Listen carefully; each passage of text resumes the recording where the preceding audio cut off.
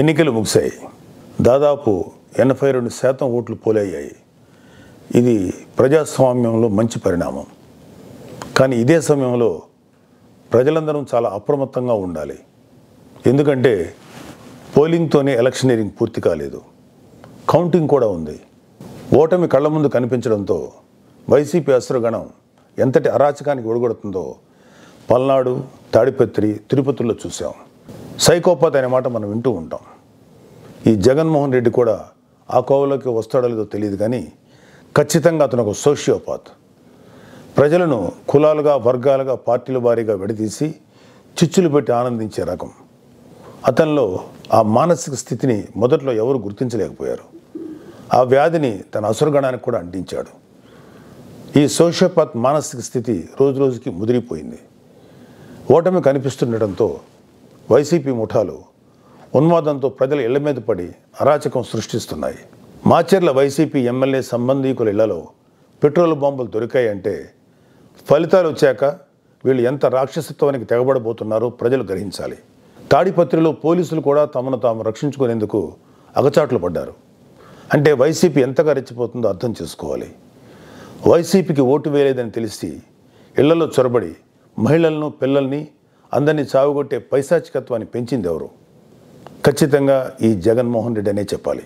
విశాఖపట్నంలోని కంచరపాలెంలో ఓ కుటుంబం కూటమి అభ్యర్థులకు ఓటు వేసిందని తెలిసి వైసీపీ గుండాలు ఆ ఇంట్లో మహిళలను, చదువుకుంటున్న పిల్లలపై దుర్మార్గంగా దాడి చేసింది.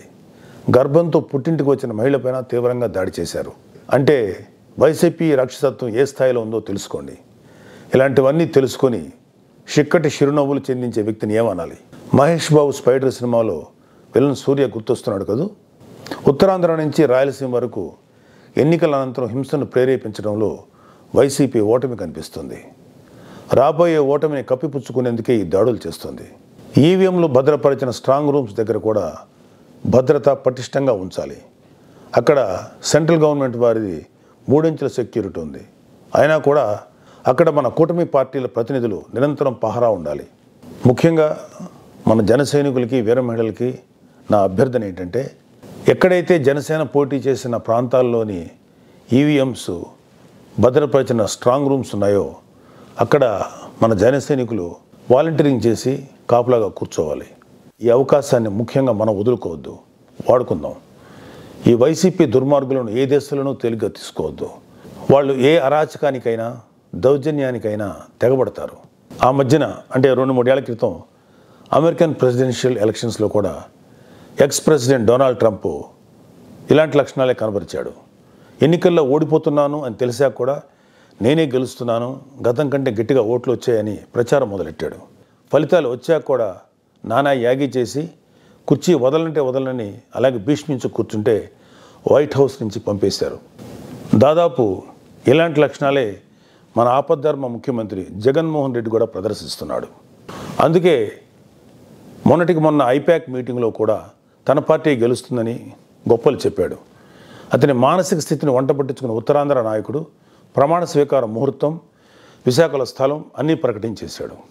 జూన్ 4 తర్వాత వీళ్ళందరినీ విశాఖలో ఉన్న ఆ ఆసుపత్రిలో చేర్చాల్సిందే. ట్రంప్ లాగే జగన్ కూడా కుర్చీ వదులుకోవడానికి ఇష్టపడ్డాం. తన ఉన్మాద బృందంతో రాష్ట్ర వ్యాప్తంగా దాడులు, హింసకు తెగబడే ప్రమాదం లేకపోలేదు. దీనిపై కేంద్ర ప్రభుత్వానికి ఖచ్చితమైన సమాచారం ఉంది.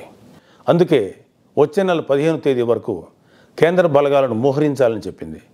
మన వంతుగా కౌంటింగ్ ముగిసే వరకు కౌంటింగ్ కేంద్రాల దగ్గర, పార్టీ కార్యాలయాల దగ్గర కూటమి శ్రేణులు అప్రమత్తంగా ఉంటూ ప్రతి కూటమి కార్యకర్త ఈ కేంద్రాలను పర్యవేక్షిస్తూ ఉండాలి.